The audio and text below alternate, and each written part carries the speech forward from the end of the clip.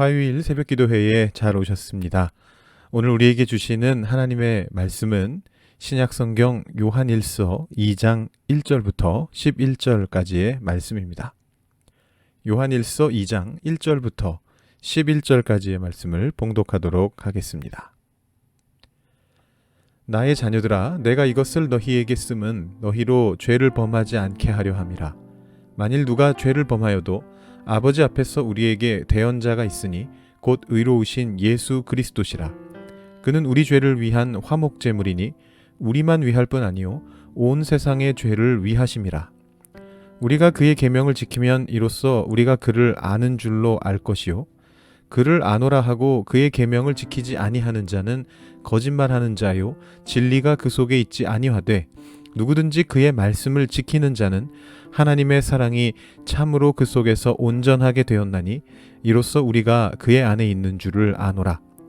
그의 안에 산다고 하는 자는 그가 행하시는 대로 자기도 행할지니라.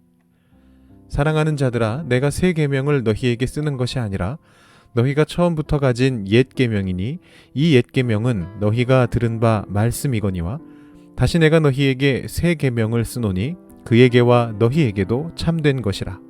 이는 어둠이 지나가고 참 빛이 벌써 비침이니라.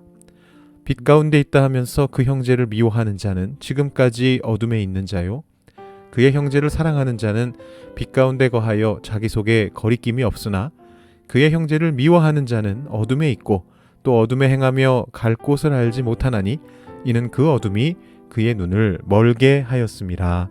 아멘. 어제 김요한 목사님께서 말씀하신 것 들으신 것처럼요, 이 요한일서의 저자는 죄의 문제를 분명하게 직시하고 그 죄를 하나님 앞에 고백하여야 한다라는 것을 말해주고 있습니다. 1장의 마지막 부분에서 요한이 이렇게 말을 했죠. 만일 우리가 죄가 없다고 말하면 스스로 속이고 또 진리가 우리 속에 있지 아니할 것이요 만일 우리가 우리 죄를 자백하면 그는 미쁘시고 의로우사 우리 죄를 사하시며 우리를 모든 불의에서 깨끗하게 하실 것이요. 근데 이제 2장의 앞부분에서도 저자가 이 주제를 이어갑니다. 그래서 2장 1절 오늘 읽은 말씀 보시면 나의 자녀들아, 내가 이것을 너희에게 쓰면 너희로 죄를 범하지 않게 하려 함이라. 만일 누가 죄를 범하여도 아버지 앞에서 우리에게 대언자가 있으니 곧 의로우신 예수 그리스도시라 라고 되어 있습니다. 여기 이제 대언자라고 번역된 단어는 헬라어로 파라클레토스입니다. 요한복음에서 성령의 별칭으로 등장했던 보혜사라는 단어와 완전히 동일한 그런 단어입니다. 이 부분을 깊이 파고 들어가면 흥미로운 부분들이 분명히 있습니다만 오늘 새벽 설교에서 그것을 다루기는 조금 어려울 것 같습니다. 어쨌든 여기에서 예수님께서 요한복음에서 말하는 성령님과 마찬가지로 우리를 변호하시며 우리를 도와주시는 보혜사, 대언자로서 그렇게 등장하고 계십니다. 결국 여기에서 보여지고 있는 것은 법정의 그림이죠. 죄의 문제와 변호사가 등장하는 거죠. 우리는 죄를 짓고 그 죄로 인해서 법정에 서게 되는데 그 법정에서 우리를 변호해 주시게 될 변호사는 바로 예수 그리스도시다라는 겁니다. 그래서 지금 요한이 여기에서 말하고자 하는 건 이거죠. 가급적 우리는 죄를 짓지 않도록 노력해야 된다. 그런데 혹시 죄를 짓게 되더라도 그 죄를 고백해야 된다. 그래야 예수 그리스도를 통해서 그 죄사함을 얻게 된다라는 것이죠. 그래서 죄를 고백하며 회개하기 위하여 기도하여라 라는 것이 이제 요한의 이야기입니다. 그런데 여기에서 조금 생각해 봐야 하는 부분이 있습니다. 도대체 여기에서 요한이 말하고 있는 죄는 무엇일까요? 우리는 죄라는 것을 종종 지나치게 현학적으로, 형이상학적으로 그렇게 생각하는 경향이 있습니다. 여러분들은 보통 죄라는 말을 들으시면 죄라고 말한다면 무엇을 생각하십니까? 하나님을 부인하는 것입니까? 교단이 정한 교리에 순종하지 않는 것입니까? 성경에 적혀있는 어떤 특정한 고대 상황들이 반영되어 있는 그런 계명들을 문자적으로 지키지 않는 그런 일입니까? 그런 것들이 죄입니까? 이렇게 제가 질문 드린다면 아마 여러분들이 이렇게 답하실 수 있습니다. 네, 그런 게 죄 맞지 않나요? 라고 이렇게 되물으실 수가 있습니다. 그러면 제가 질문을 한번 바꿔보겠습니다.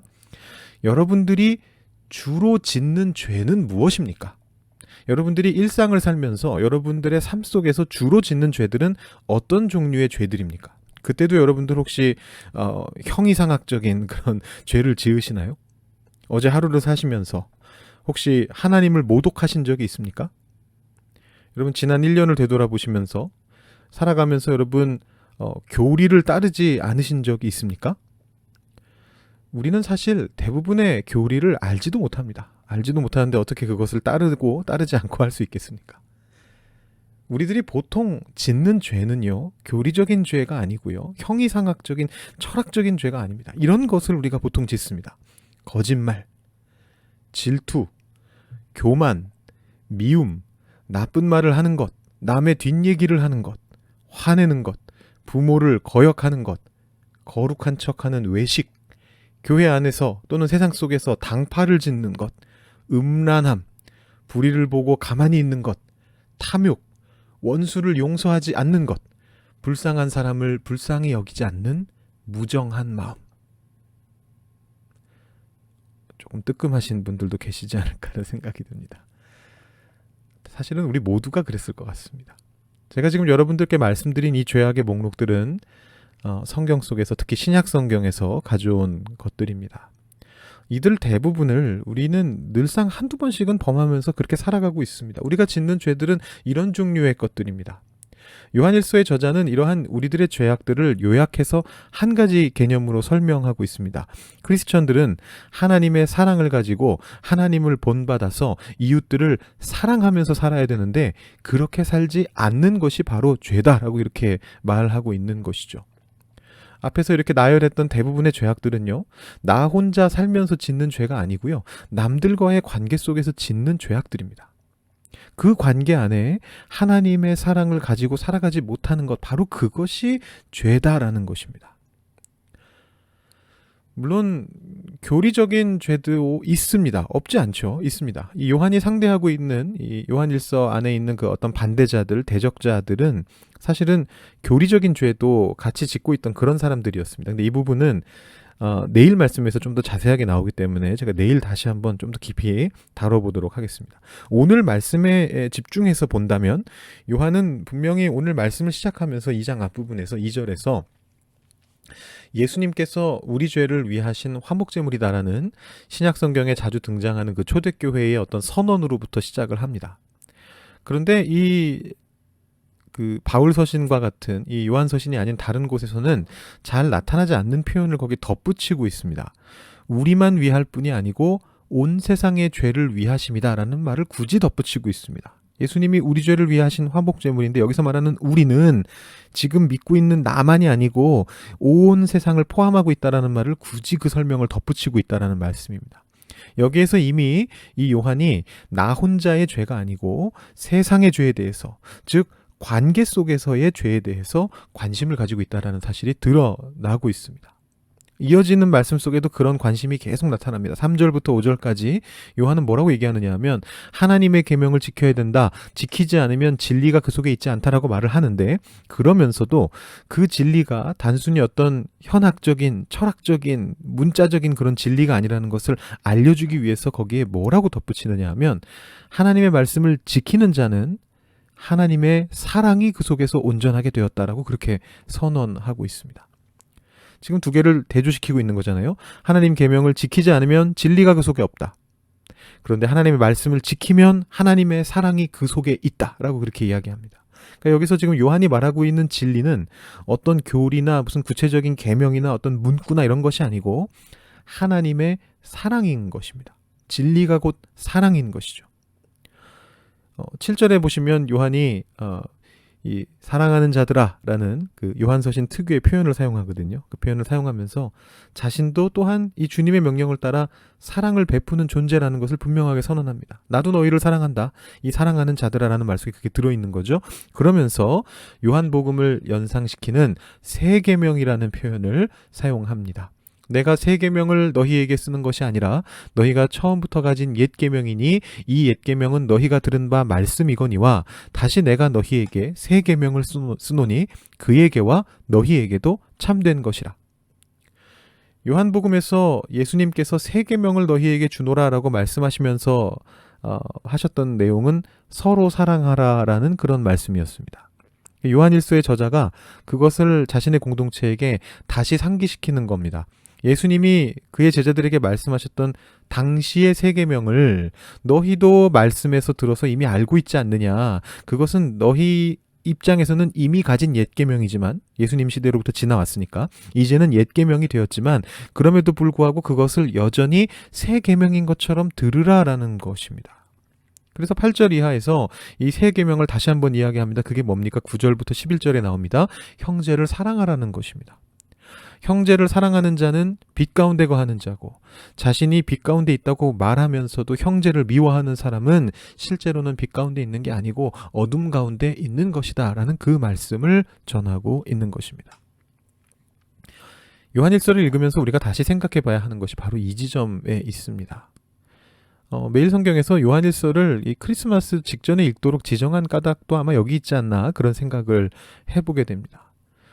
엉뚱한 죄에 너무 신경 쓰지 말고 진짜 중요한 죄, 예수님이 중요하게 생각하시면서 거듭 당부하셨던 그 계명, 온 세상 앞에서 우리가 우리의 삶을 통해 반드시 증명해내야만 하는 가장 중요한 그 하나님의 사명, 거기에 더 집중해야 된다라는 것입니다.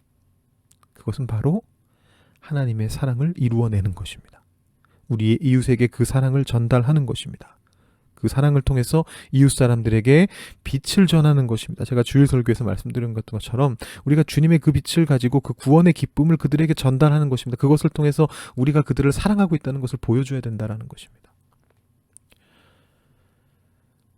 여러분 속에 혹시 꺼리낌이 있으십니까? 나의 마음이 무언가 진리를 제대로 따르지 못하는 것 같아서 불편하신 부분이 있으십니까? 내가 어떤 계명을 제대로 지키지 못하고 있는 게 아닌가 이런 것 때문에 그 안에 어떤 거리낌과 불편함이 있으십니까? 오늘 요한이 이렇게 분명하게 선언하고 있습니다. 10절 말씀입니다. 그의 형제를 사랑하는 자는 빛 가운데 거하여 자기 속에 거리낌이 없으나. 여러분들이 여러분의 형제들을, 여러분의 이웃들을, 여러분의 주변 사람들을 하나님의 사랑으로 사랑하고 계시다면, 그렇게 하지 못한다 할지라도 적어도 그러려고 노력하고 계시다면, 내가 어떻게든 저 사람들을 하나님의 사랑으로 사랑하겠다, 그렇게 노력하고 계신다면 여러분 마음속에 거리낄 필요가 조금도 없습니다. 왜냐하면 여러분은 빛의 자녀이기 때문입니다. 여러분 빛 가운데 거하십시오. 하나님의 사랑을 여러분의 삶을 통해서 이루어 내십시오. 예수님이라면 어떻게 하셨을지 생각하시면서 모든 상황 속에서 예수님이라면 어떻게 하셨을까 그것을 생각하시면서 그분을 본받기 위해서 그분이 행하셨던 그대로 행하십시오. 그 사랑을 사람들에게 보여주십시오. 그것이야말로 여러분이 죄를 범하지 않는 길이 될 것입니다. 이 시간 여러분 기도하실 때 요한일서의 말씀을 생각하시면서 오늘 묵상을 생각하시면서 이 땅 위에서 내가 정말 빛의 자녀로 살리라. 진리를 지켜내리라. 하나님의 사랑을 내가 반드시 지켜내리라. 빛 가운데 사는 사람인 것을 내가 세상 사람들 앞에 분명히 증명해내리라. 이렇게 다짐하시면서 기도하시면 좋겠습니다. 오늘 하루의 삶을 하나님께서 분명히 사용해 주실 것이고 주님의 빛을, 주님의 사랑을 여러분의 삶을 통해 세상에 드러내실 것입니다. 제가 기도하고 여러분 계속해서 기도하시고 돌아가시겠습니다.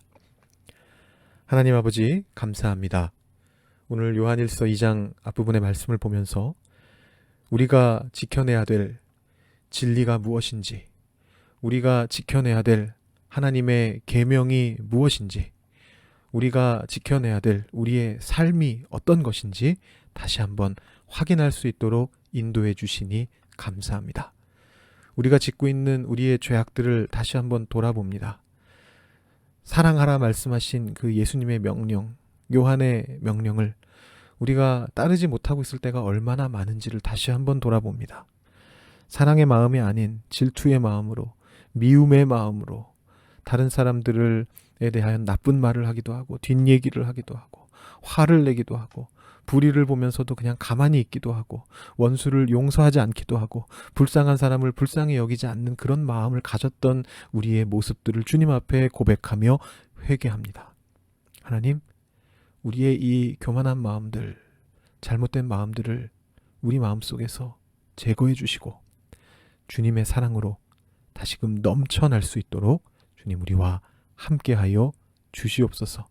이 우리의 죄를 위하여 돌아가신 예수님의 그 피를 헛되게 만들지 않고 세상 속에서 주님의 사랑을 온전히 드러내는 자로 살아갈 수 있도록 주님 우리와 함께하여 주시옵소서. 감사드리며 예수님의 이름으로 기도드립니다. 아멘. 오늘도 주님 안에서 승리하시는 삶을 사실 수 있기를 바랍니다.